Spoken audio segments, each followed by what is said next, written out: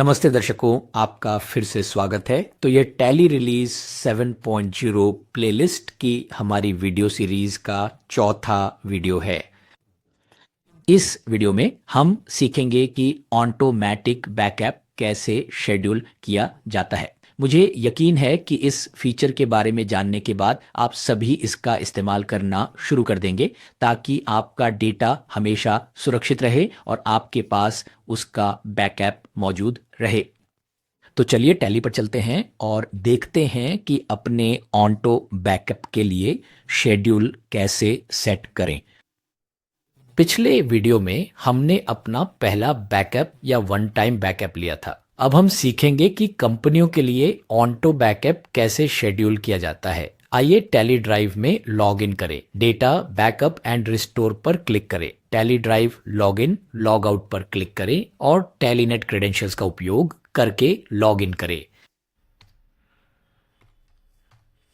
Log in हो गया है, एस्केप दबाएं। पहले समय नोट करें, अभी 12 सेट हुए हैं। इसे मिनिमाइज करते हैं। अब टैली ड्राइव पर जाकर पिछले बैकअप की स्थिति देखें। Data backup restore manage tally drive चुनें। पहली बार लॉगिन किया है तो ये करने की ज़रूरत नहीं। यहाँ देखिए, ये वही बैकअप है जो हमने पिछले वीडियो में 25 दिसंबर 12:29 बजे लिया था। अब हम इन कंपनियों के लिए ऑटो बैकअप शेड्यूल करेंगे। ऑटो बैकअप शेड्यूल करने के लिए डेटा पर क्लिक करें, बैकअप रिस्टोर पर जाएं और स्केड्यूल बैकअप पर क्लिक करें ताकि हम कंपनियों की सूची चुन सकें। हम टैली ड्राइव में बैकअप लेंगे।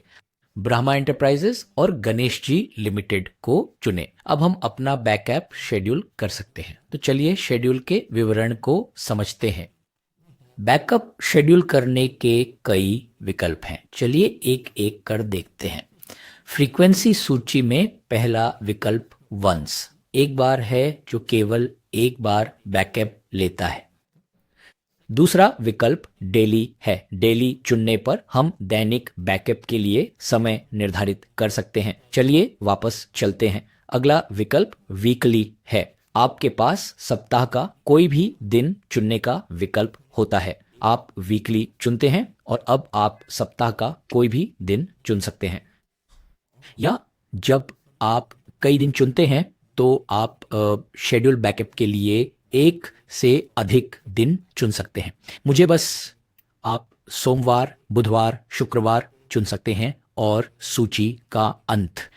वापस चलते हैं। अब हमारा अगला विकल्प है मासिक। मासिक पर क्लिक करते ही आपको तारीखों की एक सूची दिखाई देगी। यहां आप अपनी सुविधा के अनुसार एक या एक से अधिक तारीखें चुन सकते हैं। उदाहरण के तौर पर कई तारीखें चुनने के लिए महीने की 5 तारीख को चुन लें, महीने की 10 तारीख, महीने की 15 तारीख और इसी तरह। तो फिर से वापस जाएं और डेली चुनें और इसे दोपहर 12:15 बजे के लिए शेड्यूल करें। अभी बैकअप लें।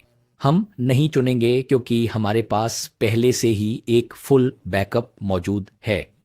एंटर करें, बैकअप पासवर्ड चुनें या हाँ बोलकर पासवर्ड सेट करें। रिकवरी के लिए कृपया अपनी ईमेल आईडी को दोबारा दर्ज करें।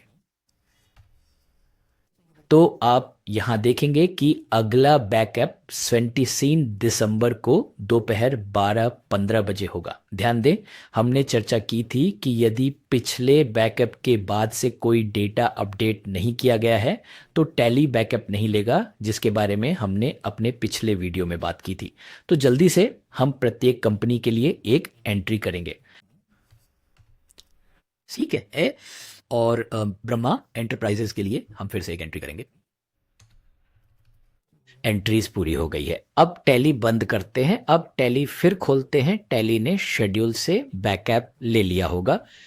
देखें, data backup, back restore, manage tally drive. ये दो बैकअप 27 दिसंबर 12:15 PM के हैं और ये रहा साइज। इस तरह आप कंपनी के लिए बैकअप शेड्यूल कर सकते हैं। भले ही हमने टैली बंद कर दिया था, फिर भी टैली शेड्यूल के अनुसार बैकअप लेने में सक्षम था। वास्तव में आप एक ही कंपनी के लिए कई बैकअप शेड्यूल सेट कर सकते हैं।